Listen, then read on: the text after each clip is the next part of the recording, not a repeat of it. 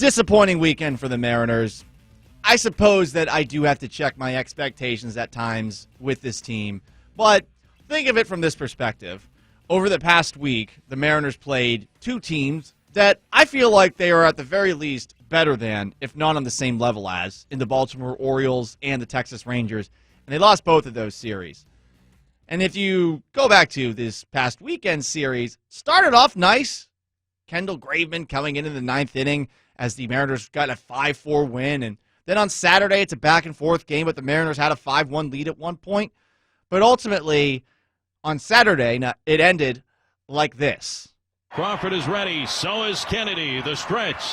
And the right-hander's 1-2 pitch to JP. Swing and a fly ball into left center field and shallow. Racing in. It's going to drop in front of Garcia. A run scores. Here comes the runner running third. Lewis, a throw to the plate. And Kyle is out at home, and the ball game is over.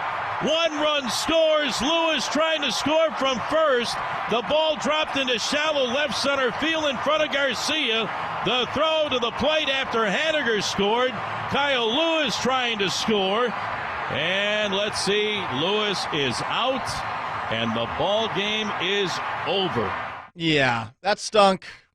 Some bad luck on that front. I don't fault the Mariners for sending Kyle Lewis around third there. The Rangers were kicking the ball around in the outfield and somehow were able to recover, pick the ball up, and throw a perfect throw from the middle of the outfield to home plate.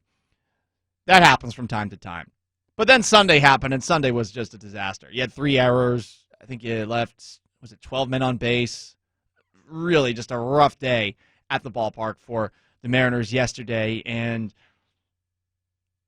right now you're wondering when they're going to bring up the young guys, because Jared Kelenic over the weekend continued his 2-hit performances. He's had at least 2 hits in every single game that he has played thus far for Tacoma. That's 4. And you also saw on Friday with Jerry Dipoto in attendance, Logan Gilbert throw 5 innings, 5 strikeouts, 4 hits, 1 run allowed along the way. You're wondering when those young guys are going to come up. But I have a question in the meantime, because right now you have to make do with who's on this Mariners roster if you're going to watch them on a nightly basis. If you've ever watched the movie Meet the Parents, great movie from the 90s with Robert Deniro, Ben Stiller, there's a sequence where Robert De Niro confronts Ben Stiller's character about this knowledge that he has just come upon. I'm not going to spoil the knowledge that he comes upon, but basically, he welcomes him into his family as part of this thing that he calls the circle of trust. With the knowledge you've been given, you are now on the inside of what I like to call the Byrnes family circle of trust. And I'm wondering who's in the Mariners circle of trust for you right now. I've divvied it up. I've got an inner circle. Friday night, before Kendall Graveman even got onto the mound, when I saw him coming out of the bullpen for the 9th inning in the Mariners' 5-4 victory on Friday, I felt 100% comfortable tweeting out that I trust Kendall Graveman more than anybody else on the Mariners. Recurring guest Kendall Graveman, guest of the Paul Gallant Show, guest of Danny and Gallant. He's number 1.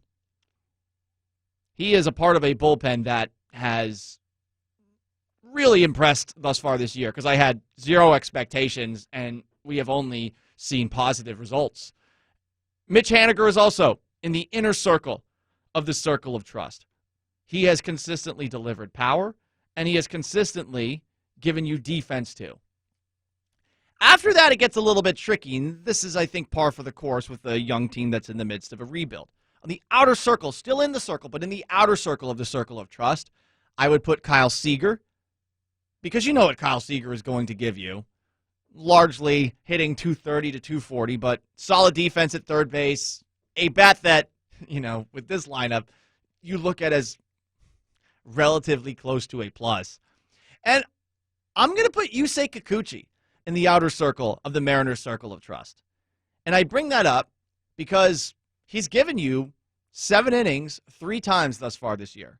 There's an old school side of me that enjoys any starting pitcher that is allowed to pitch past the 5th inning, that is allowed to pitch past the 6th inning on top of that.